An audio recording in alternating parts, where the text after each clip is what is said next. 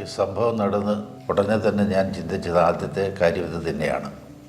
എന്തുകൊണ്ട് ഞാൻ, എന്തുകൊണ്ട് ഇവിടം? കാരണം ഇത് രണ്ടും അറിയപ്പെടുന്ന സ്ഥലങ്ങളല്ല. തലശ്ശേരി രൂപതയിലെ സാധാരണ ഒരു വൈദികൻ എന്നതിനപ്പുറം പേരോ പെരുമയോ പ്രശസ്തിയോ അക്കാദമിക് യോഗ്യതകളോ ഒന്നുമില്ലാത്ത ഒരാളാണ് ഞാൻ. വിളക്കന്നൂർ ഇടവക എന്ന് പറയുന്നതും വലിയ പ്രാധാന്യമുള്ള ഒരു ഇടവകയായിട്ടല്ല അന്ന് പരിഗണിക്കപ്പെട്ടിരുന്നത്. അതുകൊണ്ട് തന്നെ എന്തുകൊണ്ട് ഞാൻ, എന്തുകൊണ്ട് ഇവിടം എന്ന ഒരു ചിന്ത എൻ്റെ മനസ്സിനെ എപ്പോഴും അലട്ടുമായിരുന്നു. ഇടയ്ക്കിടയ്ക്കൊക്കെ പ്രാർത്ഥിക്കുമ്പോൾ ഞാൻ ഈ ചോദ്യം ദൈവത്തോട് തന്നെ ചോദിക്കുകയും ചെയ്തിട്ടുണ്ടായിരുന്നു. പതുക്കെ പതുക്കെ എനിക്കതിന് ഉത്തരം കിട്ടിയെന്നാണ് എൻ്റെ വിശ്വാസം. ഈ സംഭവം നടന്ന ഏതാനും ദിവസങ്ങൾക്കുള്ളിൽ നമ്മുടെ അതിരൂപതയിലെ തന്നെ ഒരു ബഹുമാനപ്പെട്ട വൈദികൻ എന്നോട് സൂചിപ്പിച്ചു, ഈ സംഭവം നടക്കുന്നതിൻ്റെ തലേന്നോ അതിൻ്റെ തലേന്നോ 2-3 ദിവസങ്ങൾക്ക് മുമ്പ് എൻ്റെ തൊട്ടടുത്ത ടൗണായ കരുവഞ്ചാലിൽ ഏതോ ഒരു ഓഡിറ്റോറിയത്തിൽ കത്തോലിക്കാ സഭാ വിശ്വാസത്തിൽ നിന്ന് മറുതിരിച്ചു പോവുകയും സ്വന്തമായ ഒരു ഇടം കണ്ടെത്തി രോഗശാന്തി ശുശ്രൂഷയും ദൈവജന പ്രഘോഷണവും സ്വന്തം ശൈലിയിൽ നടത്തുകയും ചെയ്ത ഒരു വ്യക്തി വിശുദ്ധ കുർബാനയെ അങ്ങേയറ്റം അവഹേളിക്കുകയും നിന്ദിക്കുകയും ചെയ്തുകൊണ്ട് ഒരു കൺവെൻഷനിൽ സംസാരിച്ചതായി, തിരുവോസ്തിയെ, വിശുദ്ധ കുർബാനയ്ക്ക് ഉപയോഗിക്കുന്ന തിരുവോസ്തിയെ സിസ്റ്റർമാരുണ്ടാക്കുന്ന ദോശയായും അതിനെ അച്ഛന്മാർ പള്ളിയിൽ കൊണ്ടുവന്ന് വെച്ച് എന്തൊക്കെയോ കാട്ടിക്കൂട്ടിയിട്ട് ആൾക്കാർക്ക് വീതിച്ചു കൊടുക്കുന്ന ഒരപ്പമായും അദ്ദേഹം ചിത്രീകരിക്കുകയും കുർബാന കഴിഞ്ഞിറങ്ങി ഉടനെ തന്നെ കശാപ്പശാലയുടെ മുമ്പിൽ പോയി നിന്ന് ക്യൂ നിന്ന് ബീഫും പോർക്കുമൊക്കെ വാങ്ങിച്ച് അത് കൊണ്ടുപോയി കറി വെച്ച് രാവിലെ കഴിച്ച വിശുദ്ധ കുർബാന എന്ന് ചേട്ടന്മാർ വിളിക്കുന്ന ദോശയപ്പത്തിന് കറിയായിട്ട് കൂട്ടുകയും ചെയ്യുന്നു എന്നൊക്കെ അദ്ദേഹം അവിടെ വിളിച്ച് പറയുകയുണ്ടായി. ആ സംഭവത്തിന് 2 ദിവസത്തിനുള്ളിലാണ് ഈ വിളക്കന്നൂരിൽ കുർബാന മധ്യേ ഈശോയുടെ തിരുമുഖം പ്രത്യക്ഷമാവുക. ക്രിസ്തുരാജൻ്റെ നാമത്തിലുള്ള തലശ്ശേരി അതിരൂപതയിലെ ഏക ദേവാലയമാണ് വിളക്കന്നൂർ ദേവാലയം. ക്രിസ്തുവിൻ്റെ രാജ്യത്വത്തെയും അവിടുത്തെ പൗരോഹിത്യത്തെയും രണ്ടായിട്ട് കാണുക സാധ്യമല്ല. അപ്പോൾ അവിടുത്തെ രാജ്യത്വത്തെയും പൗരോഹിത്യത്തെയും അവിടുന്ന് ഉപയോഗിച്ച് നൽകിയ തിരുശരീര രക്തങ്ങളെ അധിക്ഷേപിക്കുന്ന രീതിയിൽ സംസാരിച്ചതുകൊണ്ട് അതിൻ്റെ തൊട്ടടുത്ത പള്ളി എന്ന നിലയിൽ ക്രിസ്തുരാജൻ്റെ നാമധേയത്തിലുള്ള ആ ദേവാലയത്തിൽ തന്നെ ഈ അത്ഭുതം കാണിച്ചുകൊണ്ട് കർത്താവ് വിശുദ്ധ കുർബാന എന്താണ് എന്ന് എല്ലാവർക്കും വ്യക്തമാക്കി കൊടുത്തു എന്നാണ് എനിക്ക് കിട്ടിയ ഉത്തരം. ഞാനത് പൂർണ്ണമായിട്ട് ഉൾക്കൊള്ളുകയും വിശ്വസിക്കുകയും ചെയ്യുന്നുമുണ്ട്. പിന്നെ എന്തുകൊണ്ട് വിളക്കന്നൂർ എന്നൊരു ചോദ്യം അതിന് വലിയൊരു പ്രസക്തി ഇപ്പോൾ എനിക്ക് തോന്നുന്നില്ല. കാരണം ഇത് ഒരു ദേവാലയത്തിനോ ഏതെങ്കിലും ഒരു വ്യക്തിക്കോ ഒരു ഇടവകയ്ക്കോ മാത്രം അവകാശപ്പെട്ട ഒന്നല്ല. ദിവ്യകാരുണ്യം എന്ന് പറയുന്നത് സഭയുടെ ഏറ്റവും പ്രധാനപ്പെട്ട സ്വത്താണ്. ക്രൈസ്തവ വിശ്വാസവും ക്രൈസ്തവ ജീവിതവും വേരൂന്നി നിൽക്കുന്നതും വിശുദ്ധ കുർബാനയിലാണ്. വിശുദ്ധ കുർബാനയിൽ എന്തെങ്കിലും അത്ഭുത സംഭവങ്ങൾ എവിടെയെങ്കിലും നടക്കുന്നുണ്ടെങ്കിൽ അത് സഭ മുഴുവനും വേണ്ടിയുള്ളതാണ്. ഏതെങ്കിലും ഒരു പ്രത്യേക സ്ഥലത്തോ പ്രദേശത്തോ അത് സംഭവിക്കുന്നുണ്ടെങ്കിൽ ആ പ്രദേശത്തിന് ആകമാനം എന്തെങ്കിലുമൊക്കെ ഒരു മാറ്റം ആവശ്യമുണ്ടെന്നോ അല്ലെങ്കിൽ എന്തെങ്കിലും ഒരു വിശുദ്ധീകരണത്തിൻ്റെ സാധ്യതയുണ്ടെന്നോ ദൈവം വെളിപ്പെടുത്താൻ ആഗ്രഹിക്കുന്നു എന്നാണ് ഞാൻ മനസ്സിലാക്കുന്നത്. എനിക്ക് വ്യക്തിപരമായുള്ള എൻ്റെ ചിന്തകൾക്കും എൻ്റെ പരിചിന്തനങ്ങൾക്കും ശേഷം എനിക്ക് മനസ്സിലായിട്ടുള്ളത് അങ്ങനെയാണ്. വിളക്കന്നൂരിന് മാത്രമല്ല, തലശ്ശേരി അതിരൂപതയ്ക്കും കേരള സഭയ്ക്കും മൊത്തത്തിൽ ഒരു വിശ്വാസത്തിൽ ആഴപ്പെടാനുള്ള ഒരു അനുഭവ സാക്ഷ്യമായി ഇത് മാറണം എന്നൊരു ഉദ്ദേശം കർത്താവിനുണ്ടായിരുന്നിരിക്കണം. അങ്ങനെ വിശ്വസിക്കാനാണ് എനിക്കിഷ്ടം. തീർച്ചയായിട്ടും ഞങ്ങൾ പഠിച്ചുകൊണ്ടിരിക്കുന്ന സമയത്താണ് ഈ അത്ഭുതം സംഭവിക്കുന്നത്. എല്ലായിടത്തു നിന്നും പറഞ്ഞത് തീർച്ചയായിട്ടും അത് പതിക്കലച്ഛന് സംഭവിച്ചു. തീർച്ചയായിട്ടും നമ്മൾ അതിനകത്ത് മറ്റൊരു മാൽ പ്രാക്ടീസ് ഒന്നും വിശ്വസിക്കേണ്ട കാര്യങ്ങളില്ല. കാരണം അച്ഛൻ അതിൻ്റെ ഒരു ആവശ്യമില്ല എന്നുള്ളൊരു എല്ലായിടത്തു നിന്നുള്ള അച്ഛന്മാരിൽ നിന്ന് പൊതുവായിട്ടുള്ളൊരു അഭിപ്രായമാണ് ഞങ്ങൾ ബ്രദേഴ്സായിരുന്നപ്പോൾ കേട്ടുകൊണ്ടിരുന്നത്. കാരണം അച്ഛൻ വളരെ തൻ്റെ പൗരോഹിത്യ ജീവിതത്തിലും ഒക്കെ വളരെ കൃത്യമായിട്ട് ജീവിക്കുന്ന ഒരു വ്യക്തിയാണെന്നുള്ള ബോധ്യമാണ് ആളുകളെ അങ്ങനെ ചിന്തിപ്പിച്ചത്. പക്ഷേ മാത്രമല്ല, തുടർന്ന് അച്ഛൻ പങ്കുവയ്ക്കേണ്ട ഒത്തിരിയേറെ സഹനങ്ങളും വേദനകളും അച്ഛന് അനുഭവിക്കേണ്ടി വന്നിട്ടുണ്ട് എന്നുള്ളത് ഈ ഒരു അടയാളം നടന്നതിന് ശേഷം അത് വ്യക്തിപരമായി അച്ഛൻ എപ്രകാരമാണ് നോക്കിക്കാണുക? ആ ഒരു സഹനത്തെയും വേദനയെയും അച്ഛൻ ആരോഗ്യപരമായ ബുദ്ധിമുട്ടുകൾ നേരിടുന്നുണ്ട്. ഇതിനെയൊക്കെ എപ്രകാരം നോക്കിക്കാണാനാണ് അച്ഛൻ താല്പര്യപ്പെടുന്നത്? മാനസികമായും ശാരീരികമായും ഒത്തിരിയേറെ വിഷമതകൾ എനിക്കതിന് ശേഷമുണ്ടായിട്ടുണ്ട്. പക്ഷേ ഏറ്റവും സന്തോഷകരമായ ഒരു കാര്യം അച്ഛൻ ഇപ്പോൾ സൂചിപ്പിച്ചതുപോലെ നമ്മുടെ അതിരൂപതയിലെ 95% വൈദികരും പതിക്കലച്ഛൻ കുർബാന ചെല്ലുമ്പോൾ അത് സംഭവിച്ചെങ്കിൽ അത് സത്യമാണ്, അതിൽ സംശയിക്കേണ്ട യാതൊരു ആവശ്യവുമില്ല എന്നൊരു ചിന്ത പങ്കുവച്ചവരാണ്. കാരണം ഈ അതിരൂപതയിൽ വൈദികനായ അഭിഷിക്തനായ അന്ന് മുതൽ ഇന്ന് വരെയുള്ള എൻ്റെ ജീവിതവും ജീവചരിത്രവും എല്ലാം എല്ലാവർക്കും വ്യക്തമായിട്ട് അറിയാം. തുറന്ന പുസ്തകം പോലെ എന്തെങ്കിലും കാട്ടിക്കൂട്ടി എന്തെങ്കിലും കൃത്രിമത്വം കാണിച്ച് ആളെ കൂട്ടാനോ പരിപാടികൾ നടത്താനോ ഉള്ള ഒരു പ്രവണത ഒരിക്കലും ഒരു കാര്യത്തിലും ഞാൻ കാണിച്ചിട്ടില്ല. അതിൻ്റെ ആവശ്യവുമില്ല. സഭയോടൊത്ത് നിൽക്കാനും സഭയോടൊത്ത് ചിന്തിക്കാനും സഭയുടെ നന്മയ്ക്കും വളർച്ചയ്ക്കും വേണ്ടി മാത്രം അധ്വാനിക്കാനും കടപ്പെട്ടവനാണ് ഒരു വൈദികൻ എന്നൊരു ബോധ്യത്തിലാണ് എൻ്റെ ജീവിതം പോവുക. അതുകൊണ്ട് തന്നെ ഈ അച്ഛന്മാരിങ്ങനെ ഒരു അഭിപ്രായം പറഞ്ഞപ്പോൾ വളരെയധികം സന്തോഷമാണ് എനിക്ക് തോന്നിയത്. Major arch bishop cardinal Alencherry പിതാവ് എന്നെ കാക്കനായിട്ടേക്ക് വിളിച്ച് ഇതേക്കുറിച്ച് സംസാരിച്ചപ്പോൾ അദ്ദേഹവും ഇത് സൂചിപ്പിക്കുകയുണ്ടായി. അച്ഛൻ്റെ രൂപതയിലെ വൈദികരെല്ലാവരും അച്ഛന് സപ്പോർട്ടാണല്ലോ, അവരെല്ലാവരും അച്ഛൻ്റെ കുർബാനയിൽ സംഭവിച്ചെങ്കിൽ അതിനെ അവിശ്വസിക്കേണ്ട കാര്യമില്ലെന്നും പറയുന്നല്ലോ എന്ന് പറഞ്ഞപ്പോൾ സത്യത്തിൽ എനിക്ക് അഭിമാനവും സന്തോഷവും തോന്നി.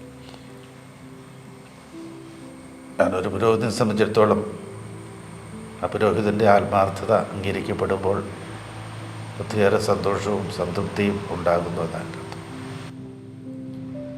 പക്ഷെ പിന്നീട് പല കോണുകളിൽ നിന്നും, അത് വൈദികരിൽ നിന്നുകൊണ്ട് ആത്മാരിൽ നിന്നുകൊണ്ട് ഇത്തരം ആക്ഷേപങ്ങൾ, കൃത്രിമത്വം ആരോപിച്ചിട്ടുള്ള ആക്ഷേപങ്ങളും പണസമ്പാദത്തിന് വേണ്ടിയുള്ള നടപടിക്രമമാണെന്നുള്ള ആരോപണങ്ങളൊക്കെ ഉണ്ടായപ്പോൾ സത്യത്തിൽ സങ്കടം തോന്നി, വിഷമമുണ്ടായി എന്നുള്ളത് സത്യമാണ്.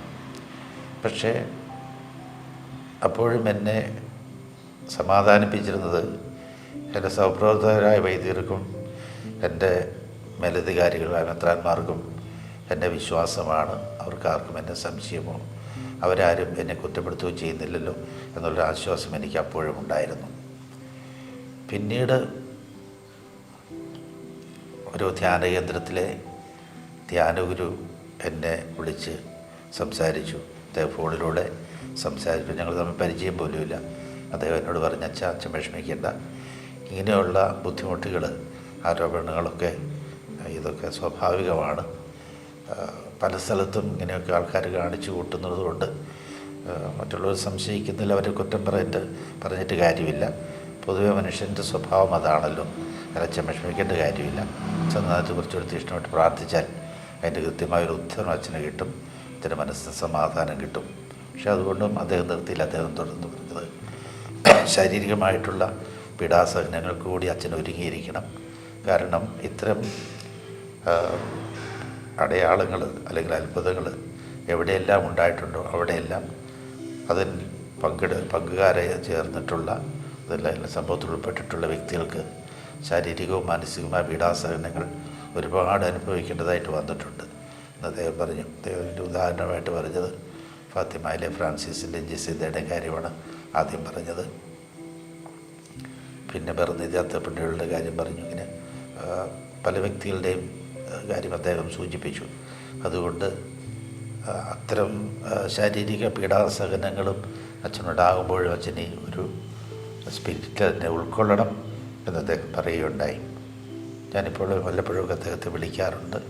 എൻ്റെ വേദനകളും വിഷമതകളും സന്തോഷങ്ങളും ഒക്കെ ഞാൻ അദ്ദേഹത്തോട് പങ്കുവയ്ക്കാറുമുണ്ട്.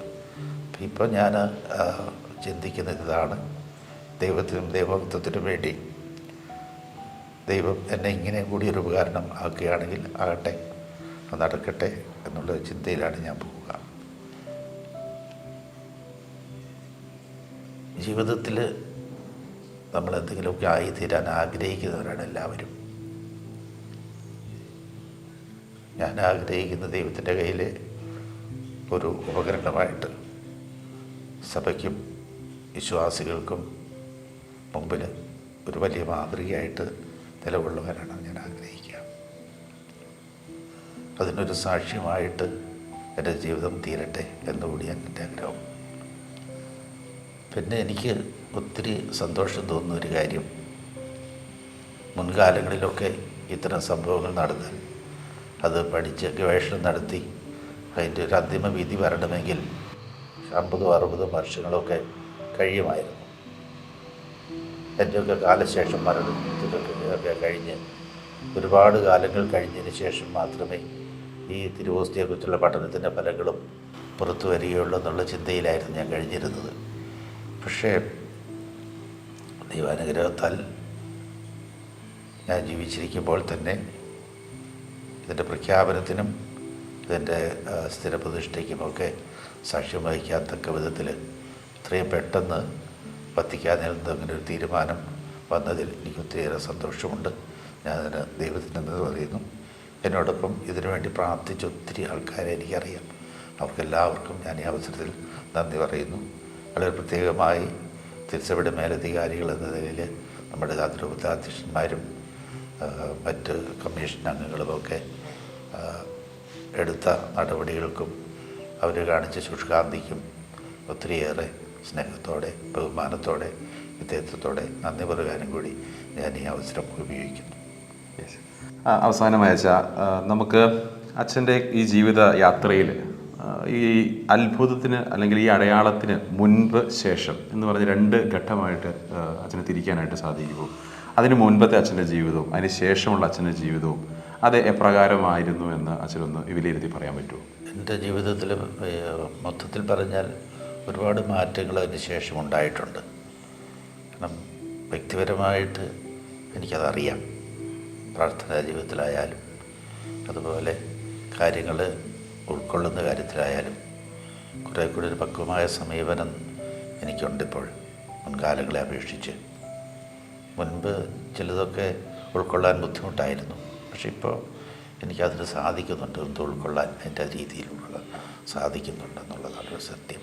തുടക്കം മുതൽ തന്നെ ബലിയർപ്പിക്കുന്ന കാര്യത്തിൽ എനിക്ക് സന്തോഷമായിരുന്നു. കുർബാനയിലെന്ന കാര്യത്തിൽ ആര് എപ്പോൾ എവിടെ കുർബാനയിലണോ എന്ന് പറഞ്ഞാലും അത് ഞായറാഴ്ചകളിൽ ചിലപ്പോൾ 5-6 കുർബാന ചെല്ലിയ കാലഘട്ടമുണ്ട്. വൾക്കുന്നൂരായിരുന്നപ്പോഴും ഞായറാഴ്ചകളിൽ മിക്കവാറും ദിവസം 4 ഞായറാഴ്ചകളിൽ 4 കുർബാന വെച്ച് ഞാൻ ചെല്ലുന്നുണ്ടായിരുന്നു. അവിടെ അമ്മംകുളം ഇടവക തിരിയുന്നതിന് മുമ്പ്. പിന്നെ അവിടെ 2-3 കോൺവെൻറ്റുകളും വൃത്തബന്ധനങ്ങളും നിരാലംബർക്ക് വേണ്ടിയും ഭവനമൊക്കെ ഉണ്ട്. അവിടെ എല്ലാം പോയി കുർബാന ചെല്ലണം. അപ്പോൾ ആഴ്ചയിൽ ഒത്തിരി കുർബാന ചെല്ലേണ്ട സാഹചര്യം ഉണ്ടായിരുന്നു. അതുമല്ല, ഞാൻ ഓരോ കുർബാനയ്ക്കും കണക്കുണ്ട്. എനിക്ക് എത്രാമത്തെ കുർബാനയാണ് ഇന്ന് ചെല്ലുന്നത് എന്നുള്ളത് കൃത്യമായിട്ട് എനിക്കറിയാം. അത് ഞാനിങ്ങനെ സൂക്ഷിക്കാറുണ്ട്. അതൊരു നല്ല കാര്യമാണോ ജീവിത കാര്യമാണോ എന്നുള്ളത് എനിക്കറിയില്ല. പക്ഷേ ഞാൻ ആദ്യം മുതൽ തന്നെ അങ്ങനെ ഒരു ചിന്തയിലാണ് പോകുന്നത്. അതിപ്പോൾ എനിക്കറിയാം എത്ര കുർബാനയും ചെല്ലി, നാളെ ചെല്ലാൻ പോകുന്ന എത്രാമത്തെയാണ് എന്നുള്ളതൊക്കെ എനിക്കറിയാം. ഒരുങ്ങി കുർബാന ചെല്ലുന്ന ഒരു ശീലം എനിക്കുണ്ട്. അത് ഒരു പക്ഷേ അതെല്ലാം കർത്താവ് പരിഗണിച്ചിട്ടുണ്ടാവും ഈ അടയാളം എൻ്റെ കൈകളിലൂടെ നടക്കുമ്പോൾ. അതും എൻ്റെ ഒരു വിശ്വാസമാണ്. സത്യമോ എന്നുള്ളത് എനിക്ക് ഉറപ്പിച്ചു പറയാൻ കഴിയില്ല. ഞാനിപ്പോൾ ഓർക്കുന്നുണ്ട്, തലശ്ശേരി മൈനസിൻ്റെ ചേരാനുള്ള ഇൻ്റർവ്യൂവിന് ഞാൻ പോകുമ്പോൾ കിളിയന്ത്രമഠത്തിലെ സിസ്റ്റേഴ്സ് എന്നെ പറഞ്ഞ് പഠിപ്പിച്ച് തത്തയെ പഠിപ്പിക്കുന്ന പോലെ എന്തിനാ അച്ഛനാകുന്നെന്ന് ചോദിച്ചാൽ അവിടുത്തെ മുന്തിരിത്തോട്ടത്തിൽ ജോലി ചെയ്യുന്നതിനും ആത്മാക്കളുടെ രക്ഷയ്ക്കും വേണ്ടിയാണെന്ന് പറയണം. അങ്ങനെ നീട്ടിപ്പിടിച്ച് വരണം എഴുതി തന്നെ എന്നെ കൊണ്ട് പറഞ്ഞ് പഠിപ്പിച്ചാണ് വിട്ടത്. പക്ഷേ അവിടെ ചെന്നിരുന്ന് വള്ളപ്പള്ളി പിതാവും ബഹുമാനപ്പെട്ട ആശാര്യ ജോർജ് അച്ഛൻ അന്നത്തെ ഡയറക്ടറും കൂടിയായിരുന്നു ഇൻ്റർവ്യൂ നടത്തിയത്. അവരുടെ മുമ്പിൽ ചെന്നിരുന്നപ്പോൾ അവർ ചോദിച്ച ചോദ്യത്തിന് ഇവരാരും പഠിപ്പിച്ച ഉത്തരമല്ല ഞാൻ പറഞ്ഞത്. എന്തിനാ അച്ഛനാകുമെന്ന് ചോദിച്ചപ്പോൾ കുർബാന ചെല്ലാനാണെന്ന് മാത്രമേ ഞാൻ പറഞ്ഞുള്ളൂ. വേറൊന്നും ഞാൻ പറഞ്ഞുമില്ല, പറയാൻ എനിക്ക് തോന്നിയില്ല. പക്ഷേ പിന്നീട് ഒറ്റ ചോദ്യം പോലും പിതാവിനോട് ചോദിച്ചില്ല. കത്ത് അയച്ചേക്കാം, കത്ത് കിട്ടിയാൽ വന്നാൽ മതി എന്ന് മാത്രമേ പറഞ്ഞുള്ളൂ.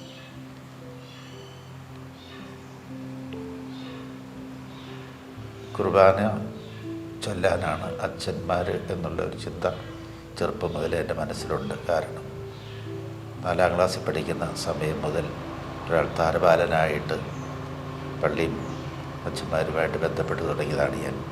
അതുകൊണ്ട് അച്ഛനാണ് കുർബാന ചെല്ലണം, അച്ഛനാകുന്ന കുർബാന ചെല്ലാൻ വേണ്ടിയാണെന്നുള്ള ചിന്ത ചെറുപ്പം മുതലേ എൻ്റെ മനസ്സിലുണ്ടായിരുന്നു.